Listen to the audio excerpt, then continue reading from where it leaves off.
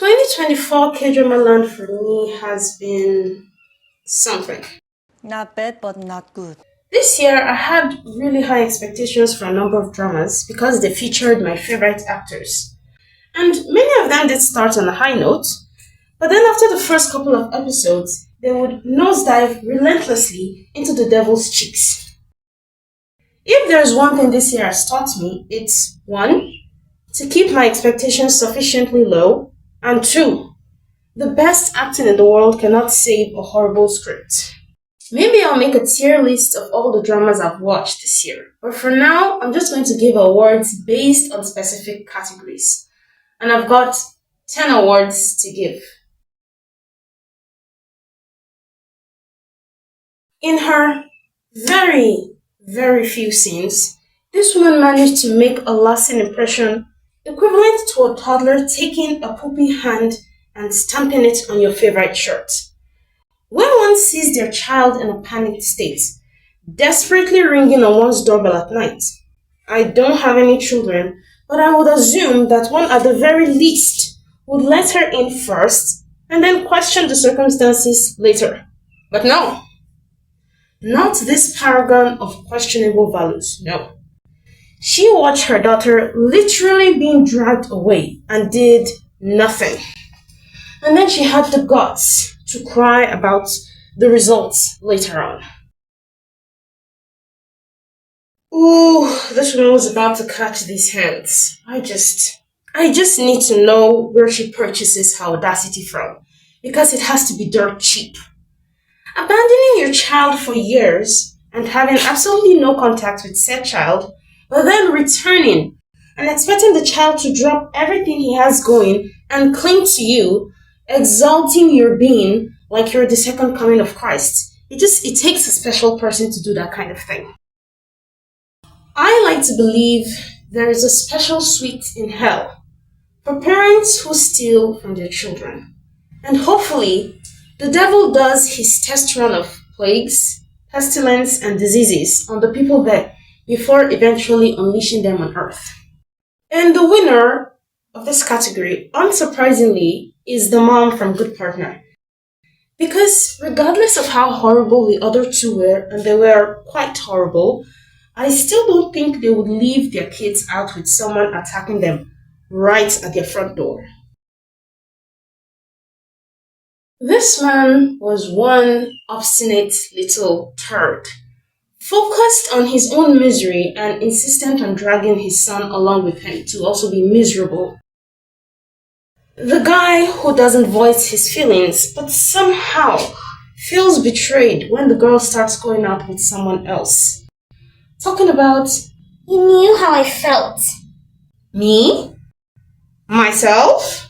I don't even know how I feel on most days, but I'm supposed to spend my days and nights deciphering your feelings like some sort of sentimental Morse code. The way he was so angry and acting betrayed. Come to think of it, even if you were betrayed, so what? So what? Even Jesus was betrayed, so who are you? And the winner is the turd from Midnight Romance in Hagon. Intentionally sabotaging and ruining someone's life just cause she doesn't return your feelings is just pure evil. I've heard people use the argument that if you are aware that a friend or someone close to you has feelings for you and you don't feel the same, even if they don't bring it up, you should go to them, bring up the issue, and then reject them. Side-eye. My fellow citizens of Earth, I will do no such thing. If you don't talk about it, I also won't talk about it. The end. There are only two nominees in this category: Queen of Tears and Love Next Door. And for a while, I couldn't really decide which one disappointed me more. But then I really considered it, and I searched through my memories of disappointment. I thought Queen of Tears had let me down, but Love Next Door let me know that there was more down for me to be let through. It had all my favorite things: slice of life, Chong So Min, romance, Chung Hae-in, friends to lovers, exes of the main couple that were written to be evil and manipulative. And did I mention Chung So-min and Chung Hae-in? But I did not enjoy it much, so it wins in this category. This couple were taking up real estate in my mind weeks after the drama ended. They were the perfect combination of sweet and cute and hot and funny and so many other things. Their relationship arc took me through a range of emotions and I enjoyed every single moment. These two have to be the cutest couple ever. I love how they complement each other and they were just so adorable. Slice of life and friends to lovers done right. I enjoyed the transition from friends to lovers to exes to friends and then to lovers again. There wasn't a single point where I didn't love these two together. The tension between the two, it was just immaculate. And it also feels right that two actors that I love play these roles. And my favorite couple of the year is the couple from Midnight Romance in Heaven. I think this might be the first Park Min-young drama I've watched where I don't find any chemistry between her and the male lead. The romance bored me so much, I kind of wish they just left it out. I prefer the younger brother. I liked him, especially when compared to his older brother, Broody McBroodison. I still don't understand how and why our main couple got together. I don't know. Maybe my brain deleted some scenes or something.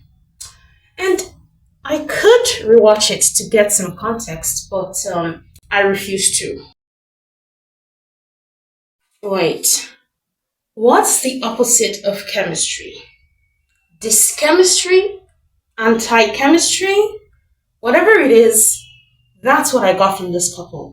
I was so bored. And the half-baked acting and scripts didn't help either. I cannot fathom how these two couples in the same drama were written by the same person. These two feel like what you'd come up with if you wanted to write an enemies to lovers fanfic, but you were half awake and sort of groggy and you just hurriedly pen down something and fall into the bed in exhaustion. The winner is, honestly, any of them. They all just bored me.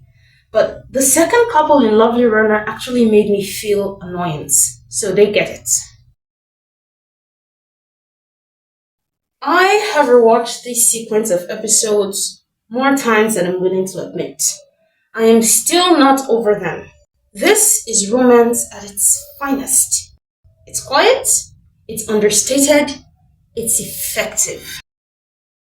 Hell is hot, but Yojingu is hotter, so I count it as good training for the fiery afterlife. We need Chodang-suk in more kingly roles. The sheer amount of intensity and power he brought to this series. Well, wow. Oh, I like that. And the winner is Midnight Romance in Hagon. I am so disappointed with how this scene treats me as a viewer. How am I expected to take this caricature-like portrayal of conniving and bullying workmates seriously? Also, it is not compulsory for a character to have lived, worked, or studied in the US for them to be well-read, educated, and successful. It breaks my immersion when a character is supposed to have lived in America for years and is fluent enough in English that everyone around them praises them. But then, when I listen to them speak in English, I can't understand anything. Either get actors who are actually fluent in English or just drop that subplot. Simple. Any scenes with these two, I just immediate fast forward. I think they were going for quirky, but they missed the mark big time and ended up in cringe. All the episodes of Escape of the Seven that I watched, just everything, every single scene, I want to delete it from my brain. And the winner is Escape of the Seven. This drama is just wow. Just someone wrote that. Someone wrote that. Various points in the story drew tears from me, but that ending broke me. It was just so beautifully done. I respect a writer who can give a character a terminal illness, weave it and make it such an integral part of the story, and not just bibbidi bobbidi boo magically heal them with the power of love at the end. I am looking at you, Queen of Tears. The first half of Empress Key is good. It's good drama. But the second half is what elevates it to great. Aside from some questionable choices, most of the characters were interesting and had me invested in the story so bad. So when they started to fall off like dominoes in the final episode, I was a babbling mess. We made a lot of friends along the way for this one, and promptly lost them one after the other. It was unapologetic and brutal, and my eyes suffered a lot. And the winner of this category is All of Us Are Dead. That drama was so depressing. Seriously. Midnight Romance in Hagwon, Welcome to Sangdari, Captivating the King, Lovely Runner, A Typical Family. And the winner should be pretty obvious. It's Midnight Romance in Hagwon. I bet everyone saw that coming. My Demon, Dancing with You, Escape of the Seven, Queen of Tears, Love Next Door. And the winner is Escape of the Seven. Every single scene I watched was like torture to my eyes, to my brains, to all of my senses. Torture. The Lord is testing me.